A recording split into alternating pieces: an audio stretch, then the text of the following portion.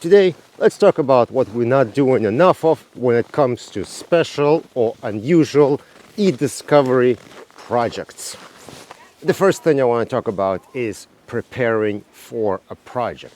If you know there is some kind of project that's coming up, it's going to be unusual, different in some way, not your standard process in your production, you may need to take a little bit of time to prepare for it.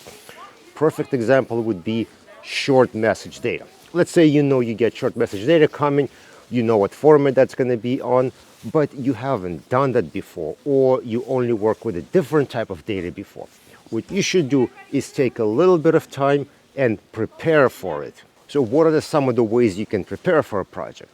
Well, you can practice on same type of data, but maybe you acquire the data yourself. Let's say you expect Teams data to be received from a client, but you're also using Microsoft Office 365.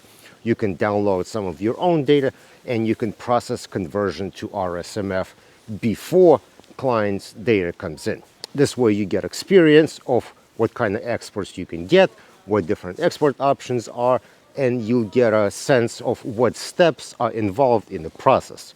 And then if there is one of the steps you're not sure of, or if there is some kind of problem, you can figure it out. You're going to have time to kind of troubleshoot the problem, contact developer, do something like that. And you can figure out what's going on before the actual big main project comes in. Now, if you were not able to get some kind of sample data ahead of a project and you could not practice, what you should do is practice on a subset of the real project. So let's say you get 50 gigabytes of data coming in of something and you need to process it, take it through the unknown process that no one is familiar with. Well, what you could do is take a small subset of it, run a test, and make sure that it works. The mistake that I see people make is they take 50 gigabytes of data, they never process through, and then they start loading with the settings they don't know if they're going to work, and they start taking steps throughout the project, again, not knowing whether this will work and will not work.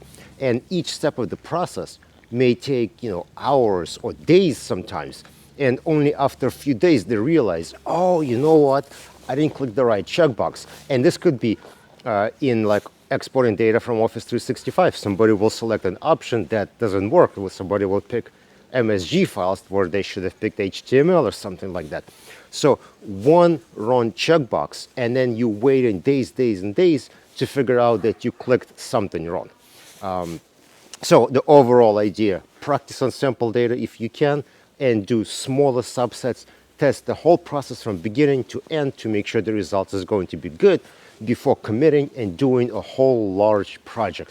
Now, the second really important thing people are not doing with special projects is doing after the project summary or after the project notes or meetings to figure out what happened, how did the project go, what went right, what went wrong, what settings need to be used, creating documentation and creating some kind of training material or documentation for when you have to do this next time. And I know it's kind of annoying to do because you had this like pain in the butt project and you've been working on it for weeks and finally it's done, and it's like the last thing you want to do is think about that project. But you know what? It's going to come back again. You're going to have the same thing again, and you will be handling, or your teammate or somebody else. So when a weird, unusual short message project is over, you want to document what you did, what settings you used, and what you should do next time. Otherwise, next time it's going to come in, you're going to be suffering through the same pain all over again. And as you can guess, guys, I'm speaking from experience in dealing with short messages. I got plenty of people emailing me, asking questions, and then when, let's say, they email me saying, oh, I had difficulty with the project because I needed this option, I needed that option. And then maybe a little later, I say, okay, that makes sense. Let's add this option. So I add it to the software. I send them a copy and I say, hey, can you test it out? Let me know if this works. Is it going to be helpful next time? And then I get no answer from them. Or they're like, oh, I don't have time for this, or I'll maybe later. Or sometimes they don't reply at all.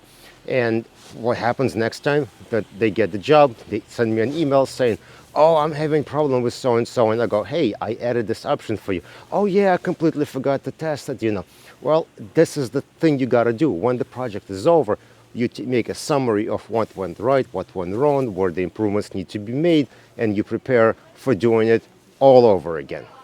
Of course, I'm speaking in an ideal situation. Realistically, no one has time for anything. I understand it. But sometimes you just have to take the time. You have to tell your boss, no, I have to do this. And just plan so that you are successful in the future. If you're not going to do that, you're going to be suffering the same pain day in and day out. Again, not necessarily realistic given everyone's situation, but that's what it is. This is my recommendation, and that's what I try to do with my team at work. So, any other tips you want to share, put them in the comment section below. Don't forget to follow on LinkedIn, subscribe on YouTube, and I will see you on another video.